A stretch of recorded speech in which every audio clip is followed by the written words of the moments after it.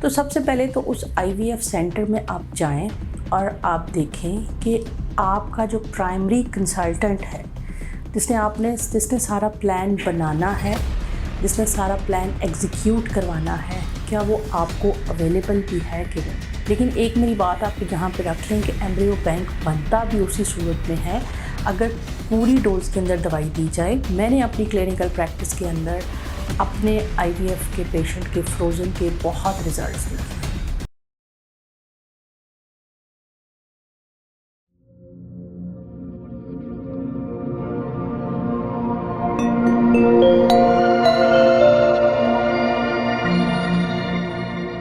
جی السلام علیکم، میں ہوں ڈاکٹر نائلہ، کنسلٹنگ گائنیکالوجسٹ اور انفرٹیلیٹی اسپیشلسٹ گائنی سلیوشن کے فورم سے۔ آج میرے بہت سارے جو پیشنٹس ہیں یا جو میرے سننے والے ہیں جن کو IVF کی ضرورت پڑتی ہے، انہوں نے ہمیں مجھے ریکویسٹ کی کہ آپ پاکستان کے اندر موجود جو IVF سینٹرز ہیں ان میں سے ریکمینڈ کریں کہ ہمیں کس سینٹر پہ جانا چاہیے اور کس سینٹر پہ نہیں جانا چاہیے۔ تو ایکچولی میں ظاہرہ کسی کا نام تو نہیں لے سکتی، لیکن میں آپ کو یہ بتا ضرور سکتی ہوں کہ ایک IVF سینٹر جو ہے وہ اس کو چوز کرنے سے پہلے آپ نے کیا چیز اپنے ذہن میں رکھنی ہے۔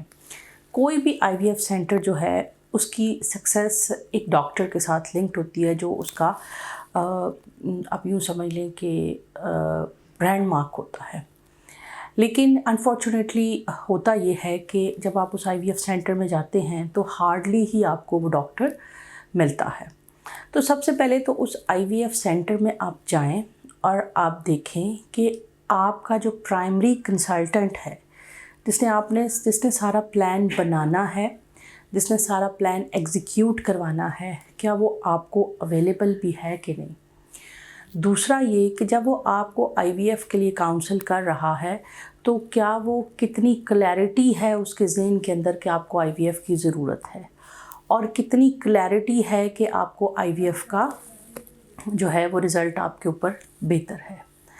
اسی طرح سے ایسے IVF سینٹر کو آپ چوز کریں اور ان کو خود کریں جو ایمبرائیو بینکنگ کر رہے ہوں۔ آپ ان کو خود یہ ریکویسٹ کر سکتے ہیں کہ ہمیں ہمارے ریسٹ آف دا ایمبریوز جو ہیں ان کو فریز کریں۔ لیکن ایک میری بات آپ یہاں پہ رکھ لیں کہ ایمبریو بینک بنتا بھی اسی صورت میں ہے اگر پوری ڈوز کے اندر دوائی دی جائے اور زیادہ مقدار میں انڈے نکالے جائیں اور ان سارے انڈوں کو پراپرلی IVF کے پروسیس میں یوٹیلائز کیا جائے، اور ان کو جو ہے وہ ایمبریو بننے تک ڈے 5 تک ویٹ کیا جائے، اور اس کے بعد ان میں سے جو ویک ایمبریوز ہوتے ہیں جو فریزنگ کے قابل نہیں ہوتے ہیں ان کو ٹرانسفر کر دیا جاتا ہے یا ان کو ویسٹ کر دیا جاتا ہے، اور جو اچھے ایمبریوز ہوتے ہیں ان کو فریز کر دیا جاتا ہے۔ میں نے اپنی کلینکل پریکٹس کے اندر اپنے IVF کے پیشنٹ کے فروزن کے بہت ریزلٹس دیکھے ہیں۔ فروزن ایمبریو ٹرانسفر پاکستان کے اندر پاکستان کے IVF کی جو فیوچر ہے اس کو اس نے چینج کر کے رکھ دیا ہے۔ جس پیشنٹ کا ایمبریو بینک بن جاتا ہے ہم اس کو کانگریچولیٹ کرتے ہیں اور ہم ان سے کہتے ہیں کہ آپ کی پریگنینسی ہمیں بہت امید ہے کہ انشاءاللہ ہو جائے گی کیونکہ you have got an embryo bank.